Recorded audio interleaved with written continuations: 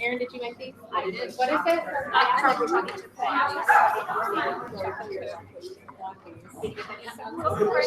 That's for our.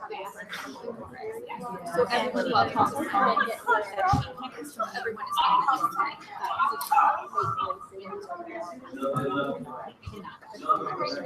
Hey, you.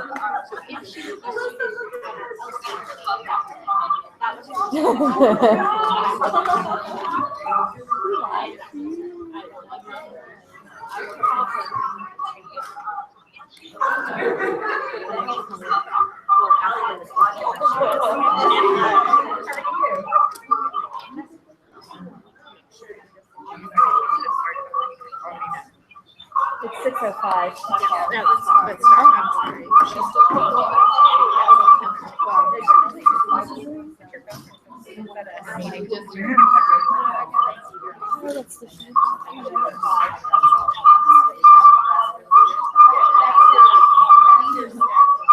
That is just me. If I can go ahead and just leave my picture. Would you? I mean, so that's where you can touch it.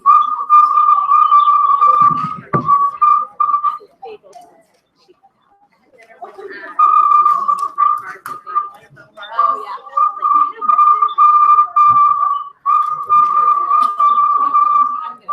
What is that noise? I don't know.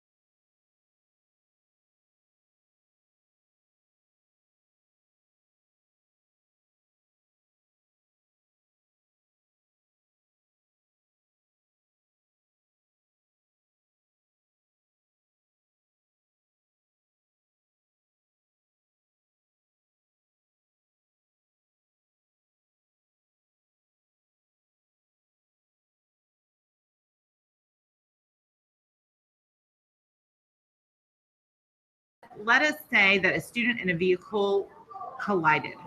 I do not have the details of exactly what happened, so exactly how that occurred, I don't know. But it let us say that at any rate, now I can hear myself. Hold on a minute. Okay. At any rate, he was injured. EMS did respond to the scene, and he was taken to the med. His mom accompanied him there, and he went under local anesthesia, general anesthesia later, to set his leg, which is broken. His tibia was broken, and there was a wound on his foot, and they cleaned that out. He's expected to make a full recovery. Didn't have to have any kind of surgery or pins or anything like that, and no internal injuries. So very thankful for that. I was with Mom yesterday at the hospital for a little while, and I know several other staff members went up as well, and he was in good spirits this morning. So I'm pretty sure he went home today. let's see, what else? Oh, this morning on the announcements, I did let the students know that he was fine because some of them saw what happened. And so I know we're concerned, and they tell their friends, and their moms tell their mom's friends, and those types of things. So we had lots of, I'm sure, stories going around about what occurred. So I let the students know he was fine. And then the teachers did a mini lesson this morning in each classroom about street safety, and included things like where to appropriately cross the street, what to do if cars are parked, should you come out between those cars, all of those types of things, how to look both ways, and just really encouraged safety about that. We do have students that walk from our school. And unfortunately, when students walk, we sort of lose control over exactly how that walking takes place. We have 2 crosswalks. One is on Rock Prairie and one is on Welsh. And if people go other places than those streets, crosswalks are not monitored. So this afternoon, I did go out to Edelweiss and spoke to a couple of families who were having their children cross Edelweiss on their own, and asked them please to step out of the vehicle and cross the street to pick them up. Again, I certainly don't want that to come across as that this child's parents did something incorrect, that they were not the reason that the accident happened. It was an accident. Okay. And so placing blame on who did what and those things is just not helpful at all. We're just so thankful that he is okay. And I know if we could all rewind time, we would, and do things differently. But I did remind families today that really is not, a safe practice, because no one is there monitoring that. And so you may be asking, well, why is that, Mrs. Jones? Why isn't anyone out there monitoring that? And that is because we do not have 500 staff members. There are so many places that we would love to have people, and we just don't have any other people to be different places. So we've concentrated them on the areas that we've designated to be parent pickup spaces. So if parents choose for their 3rd and 4th grade walker children to come out those doors, they have to know that once they leave the school grounds, they are considered walkers, and it's their responsibility to walk home. That is what we think those students are doing. I know a lot of them walk to cars and things like that. I'm not telling you not to do that, but I can, even today as I went out on Edelweiss, there is no way that I could monitor that entire street as far down as people park. And so at some point it turns into the family's responsibility to make sure that if their walker's coming out, they know what to do and they know the safety and those types of things. And if you don't feel comfortable with that, I would encourage your children to move over to the K2 walker side. That's where parents have to show up at the door, which should be happening and will be in the future if it's not now. And they show up at the door and they actually pick their students up. And that is a surefire way that they're not walking any way they're not supposed to be. I have asked Ms.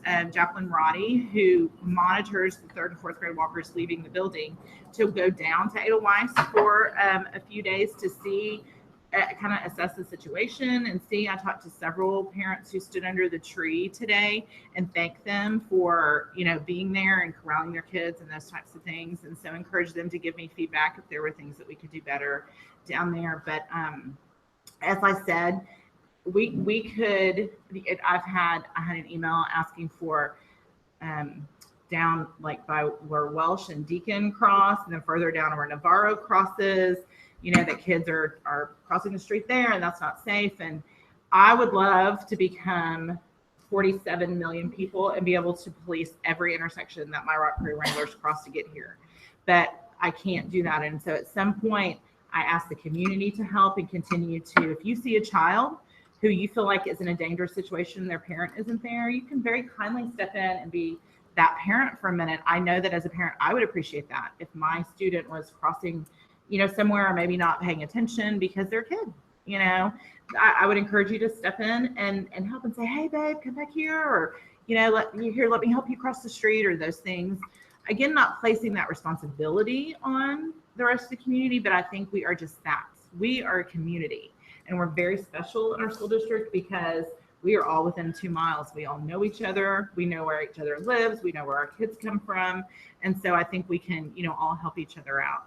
Also, I encourage people, if they see unsafe practices repeatedly involving drivers or anything like that, to call the Concentration Police Department. They want to help us, and they want to help patrol and police situations that are unsafe for everyone involved. They would rather do that than show up to what they showed up to this week, most definitely. So as a citizen and as a parent, I encourage you to voice, your opinions, or what you see with them also. And please, even though sometimes, just like now, I feel like I probably didn't have the best reaction when you told me about what happened. And I think it's because I'm a little on edge, right now. So I apologize. But please tell me, even though I may not smile or I may not be thrilled about what you're telling me because it makes me sad, I still want to know. So please, if people are calling you all as PTO members, please encourage them to contact me because I haven't been contacted until today. So I've only had 2 people ask me questions, about how we can do things better.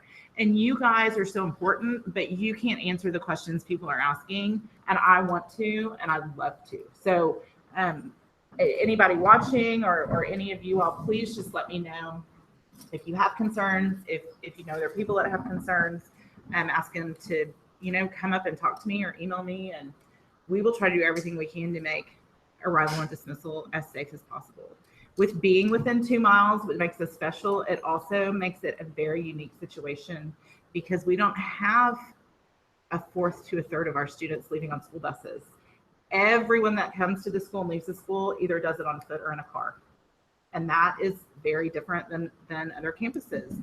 And it just adds unique responsibilities to us as a school system and also to us as a community to just keep people safe. So, kids don't walk around all the time like they used to years ago, I think. And so I think we lose some of those street smarts. I know my kids don't. You lose some of those street smarts and pedestrian safety and those things when you don't do it all of the time. So again, I'm probably just rambling now, but I encourage, your comments, your concerns, your questions. I can't share the name of the individual. If his family chooses, to do that, that certainly is up to them. And I can tell you he is in 1st grade. And I just want to respect his family's privacy because he has almost 700 people very concerned about him. And I know and lifting him up in their thoughts and prayers, and they just don't want to inundate the family with anymore. But if you have a card or something that you'd like to get to the family, we certainly can do that. You just bring things to the office. We also We have one right now. card. Oh, how So wonderful. please sign it before you depart today.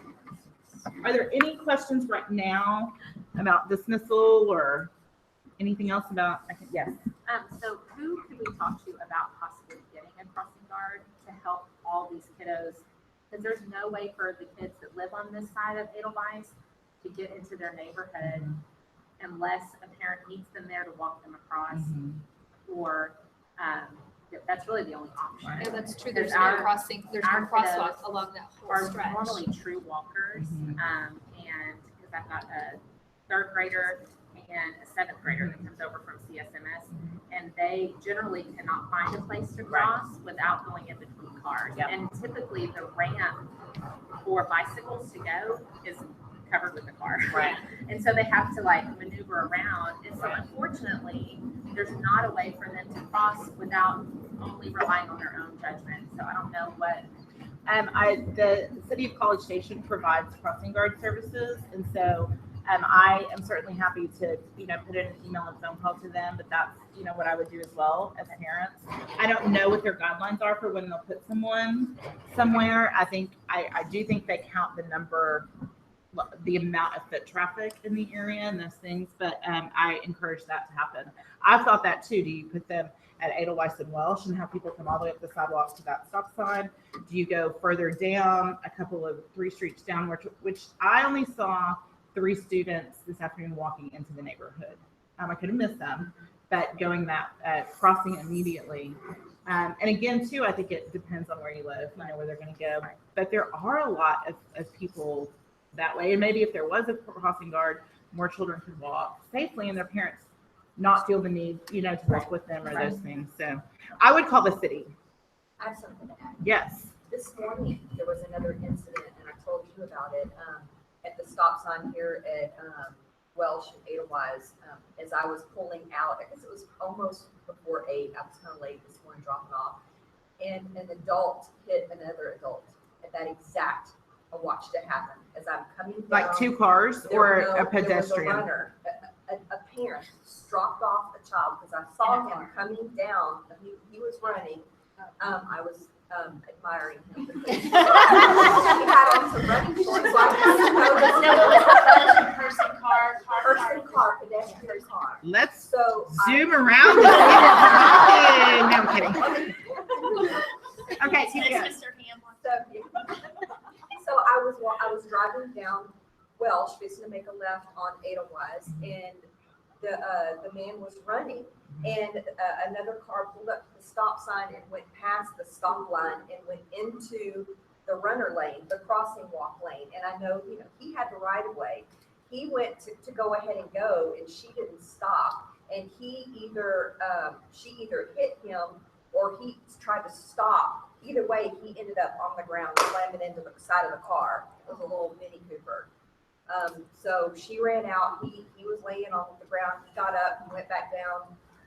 There was a police officer that was right here. I thought he saw the whole thing. Maybe he didn't. I kept going. It looked under control, but then I saw him. I picked Jessica up when we were going to breakfast, and I saw him limping down the road. So he was okay, but he was definitely limping down the road. I think that you being the eyewitness to that's an excellent situation to write up in an email and send to the city or call in and let them know, because I mean, it's the day after right. the child was hit, and there's a little girl that just happens to cross right there every morning, almost about the same time that I'm coming down that road to drop off in the morning. Mm-hmm. And I've had to stop traffic for her several times to cross right there. Mm-hmm. So if there is a spot that we needed to put a crossing guard on Edelweiss, I think that would be because we do have lots of students who come from Deacon. to be the north, come from the traveling south on Welsh. because the kids could come out the sidewalk. Right.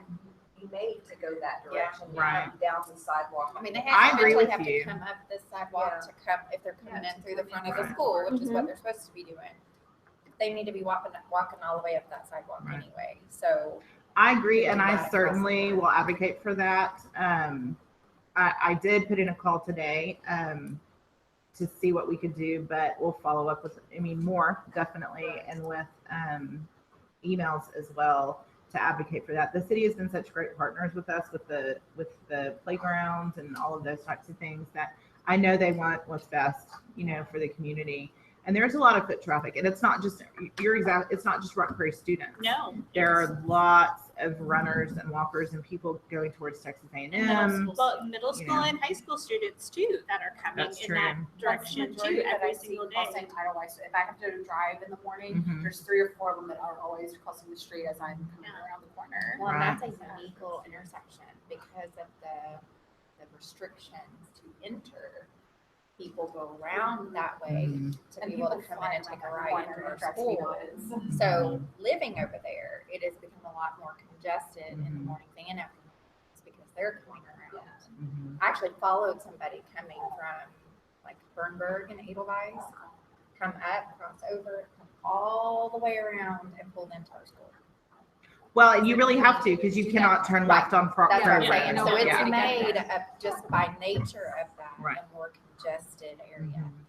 When there's more congestion, the Mhm. odds are Maybe greater. Right. blinking signs that say, pedestrians have the right of way. That's a good idea. Yeah. Like Stop the signs pedestrian that blink and crossway. say, stop on this line. Or possibly petitioning to move the school zone for like down Further. Edelweiss too, because it's not even a school zone. Yeah. They The school zone's fly not on until you Edelweiss. get to Welsh. And that's after the bicycle ramp that most of the There middle is a- schoolers take. There is a school zone. flashing sign. Oh, there is? Uh-huh. Yes. Okay.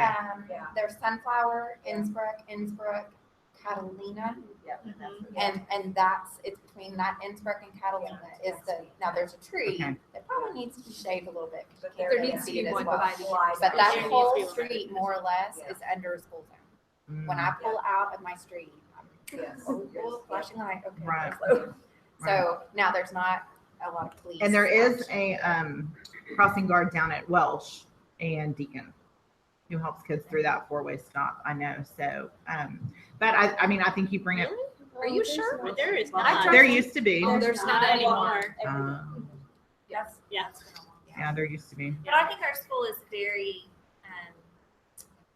different than a lot of schools in our district, and I think we do need 3 crossing guards because we have so many walkers. Like if we populated our school into walkers, bus riders, we have so many walkers, and so I think that's what makes us a a little different. And I think it's a really good point that Melissa made, is that those kids that live on that side have no way to get there safely.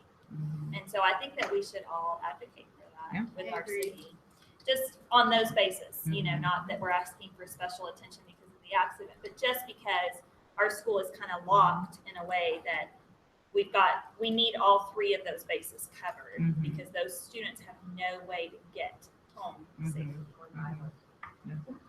So I will certainly do my part in that advocation. Is that a word? Yeah, and if anybody knows the process to that, please share, because I'm not sure how that all We works. can look at who would. Yeah, share. I'll look Yeah, into yeah, that might and be let able you to guys help us know and, and how to so word that you that. can disseminate that. to And I think if everybody. we all write letters to the cities in a respectful and kind manner and asking, I think they would be more receptive. It has to come from lots of people and not just one or two. I mean, really to get it done. But in the meantime, I know from personal experience that if you stop a police or call the police department, because we had an issue on Westchester in the morning with the cars, as soon as they finish the school zone, they just speed ahead. Well, it's a And they Mm-hmm. cut through because they want to avoid the Rock Prairie Welsh corners. So they cut down Westchester. And I mean but my kids were like, should I cross? Should I not cross? Should I cross? And so I called the city, and the police came for a few days and just monitor it. And then since he's monitored, we haven't had a problem since. Like the cars that were speeding, I guess, got the hint and started watching where they're going, because we still have to cross Westchester, as do many kids going to the middle school in the morning, because they come up from the crossing guard over here on Welsh and Canterbury, is it? And then they also have to cross Westchester. And I think it'd be really good to document anything we do see from here until, like your incident. I mean, because I'm sure those things happen all the time. They're just not documented. Right. So the more we document and record, that'll help our case, I guess. Maybe the ladies that were working the drop-off line, I could describe the guy, can figure out what his name is, and we could ask him, you know, I can give you a description, but he definitely brought a child to school here this morning. I saw him dropping off. Well, I think it's a good discussion, good conversation, and I appreciate you guys all being just concerned and diligent. And again, I just want to just reaffirm how thankful I am that what could have been a really tragic situation yesterday turned out pretty horrific, but certainly much better than when you think about all the what could-haves. And so I know that little guy's going to bounce back, and you know, as all funky first graders do. And so we're very thankful for that, and just send lots of love and prayers out to his mom and sister and family. So Thank you, Ms. Jones. yes, other than that, I'm sure there are other things I should talk about, but that's what's on my mind right now. So yes, I have asked the city also to remove those green Nike bars on the playgrounds. I know there are lots of rumors that everyone breaks their arm on the yellow spinny thing. They break them on that green thing from the city. Okay, I know I have a spreadsheet going of who breaks what and on what piece of equipment. And so I've asked again to, you know, they're very old. They're very old, and they're on top of concrete, and they're not even built for kids. They're built for working out. Yes, but children get up there and it's very far off. Anyway, we try to keep them off, but then they do. And Well, and then it's so, the drop catch. And then yes, they and then catch. that's where the, you know, so I'm not saying nothing's ever happened on the yellow spinny thing. It just gets a lot worse rap than I think it needs to get, because it's really kind of a fun yellow spinny thing. And no offense to anyone who's been injured on that or anything. I don't mean to do that, but Spinning is good for brain development. so. All right. Okay, well, thank you. Ms. McMurray, do you have anything to share? There's a lot of spinning on that yellow thing. Mrs. Jones does not get to do recess duty, but But I've got the spin on it. all right. Yes, she has. She's actually went to recess this year. Okay, so safety is our number one job, and we really do take that seriously. But there are a lot of good things happening in our classrooms, and in fact, in first grade, their skills are developing to the point where it's time to start putting things together. We just completed Texas sharing projects in a different way this year, and we got some great feedback. We transformed this cafeteria into kind of a little museum, The families all came, and the children were very successful, and they got to work on their oral presentation skills as well as show off some of their new knowledge. Different grade levels. I know I was over in third grade today, and they're doing a rotation to where they're going to each different class, and they're really practicing the skills that they have in different ways. And we're as far as the staff here, we're pedal to the metal. We're working hard. We're going to keep it going until the end, and keep everybody safe and happy. And we've got a lot left to do in the next few months.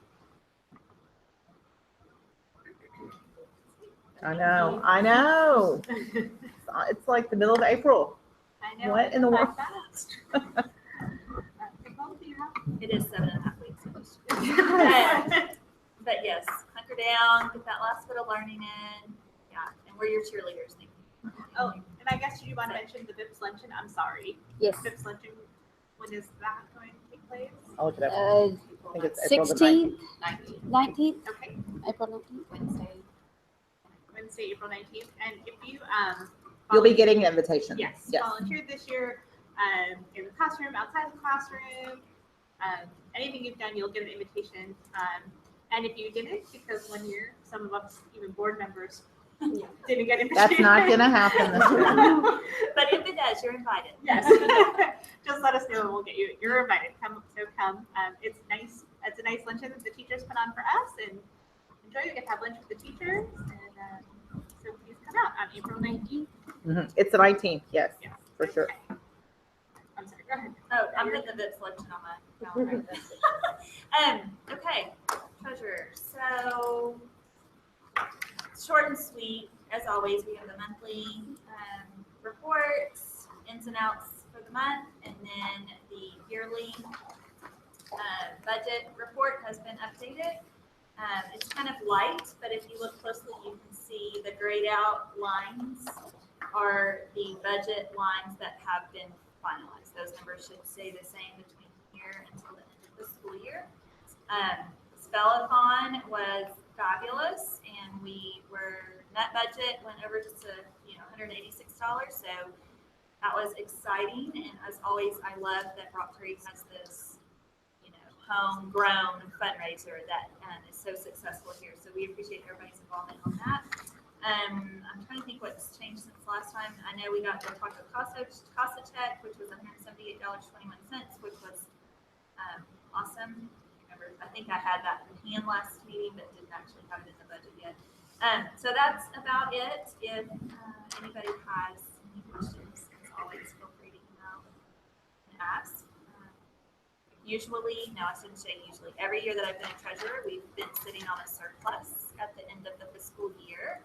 And so we've been able to surplus gift back to the school a large item. And this curtain was our first year. We've done the sound system in here.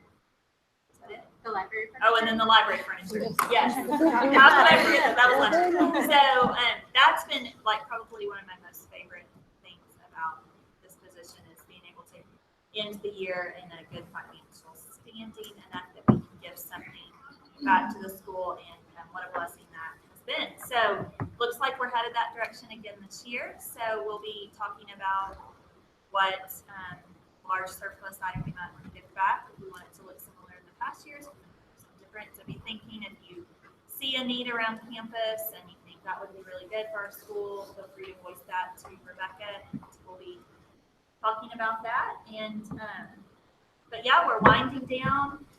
The field trip budget line, as you can see, there's still like $4,500 unclaimed because a lot of people take field trips this time of year. So that'll all be hitting.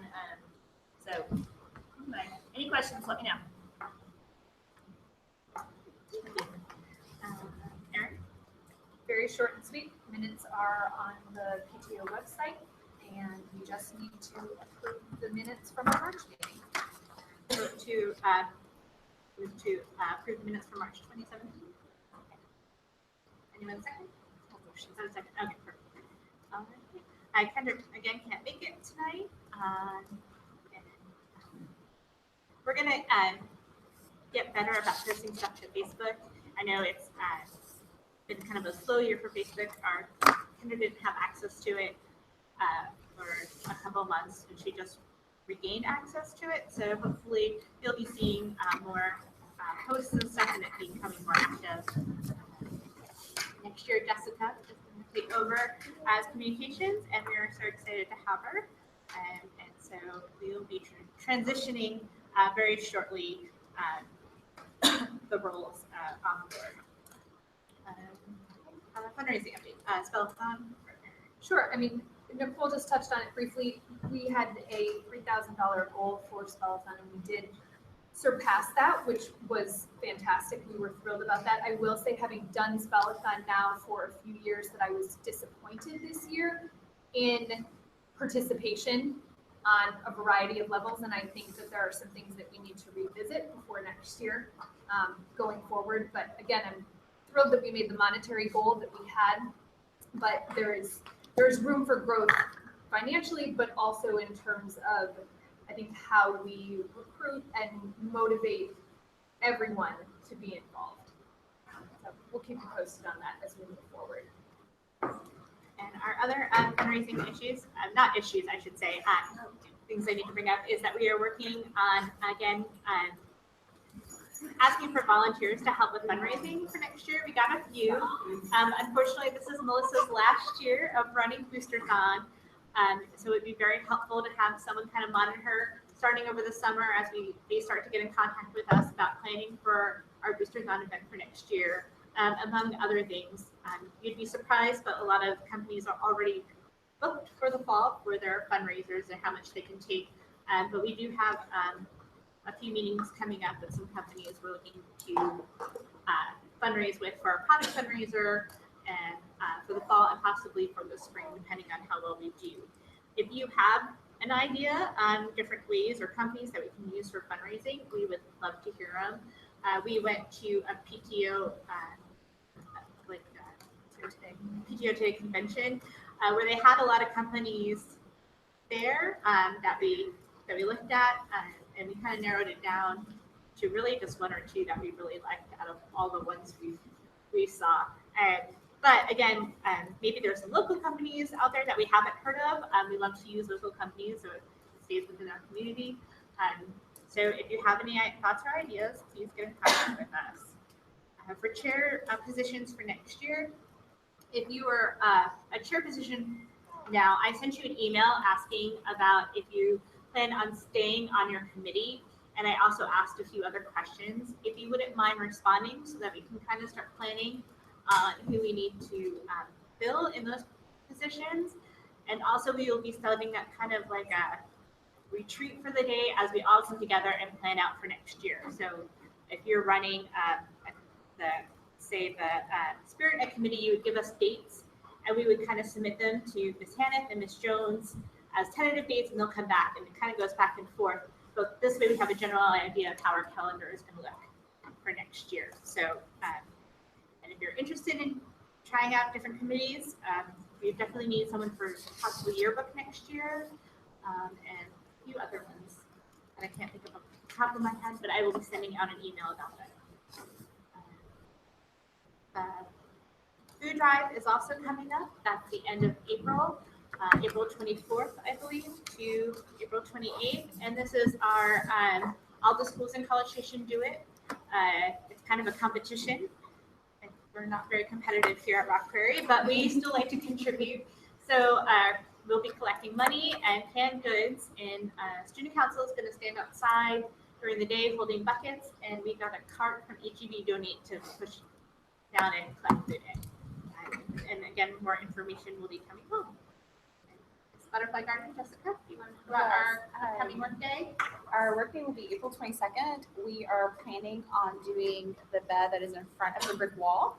And the district actually came out and pulled all of that stuff up for us. So we are very excited.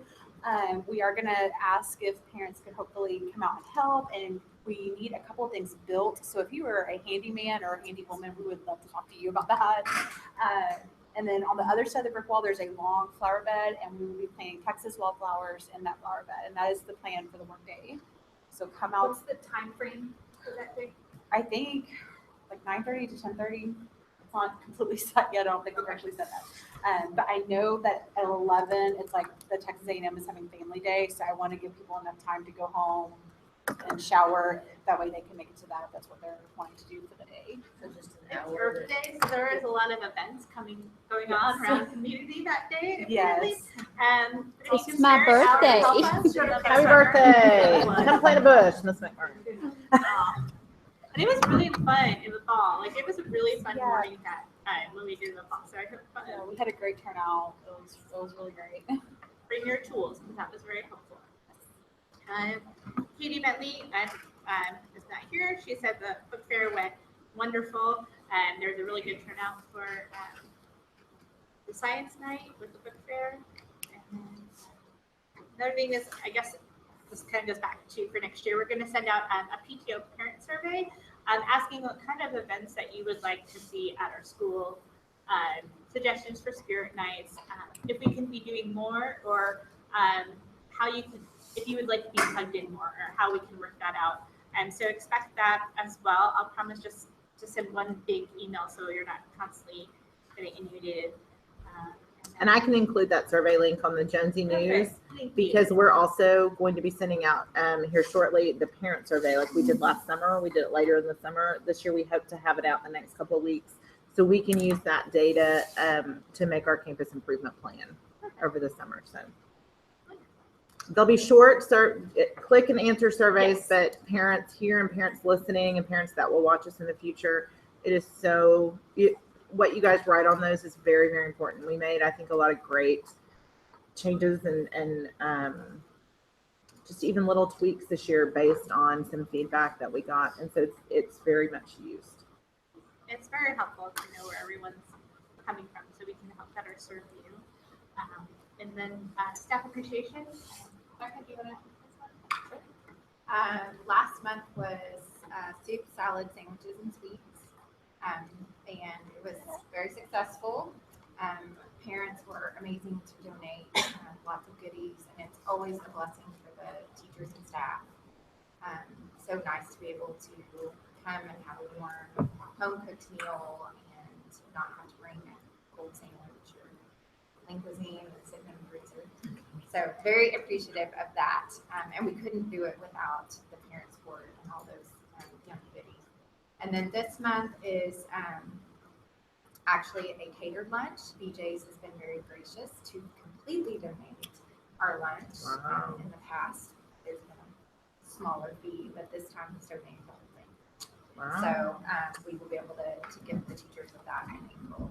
And then the first full week in May, 4th through the 8th, 5th through the 9th, something like that.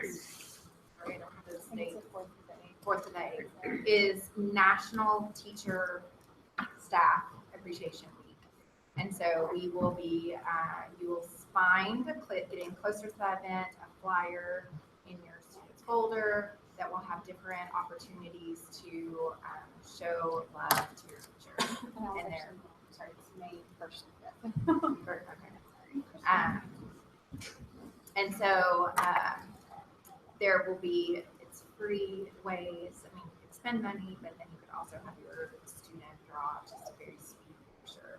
So we will have that that week, as well as other goodies that the PTO will provide for teachers and staff. And that will finish up here. And then the last thing I have tonight, if you're a parent of a 4th grader and they're moving on to Cypress Grove, PTO needs your help. So please reach out to them. I know they would love to have you. A lot of the times we get lots of involvement in the elementary school, and it kind of lessens as the school goes on. And for them, for this year, a lot of the people on the PTO are being rezoned for the new middle school, intermediate school that's opening up. So they're losing some of their members. So if you're interested in helping, please reach out to them. Does anyone have any questions or thoughts or ideas, concerns? No? Well, we will adjourn the meeting at 6:44 p.m.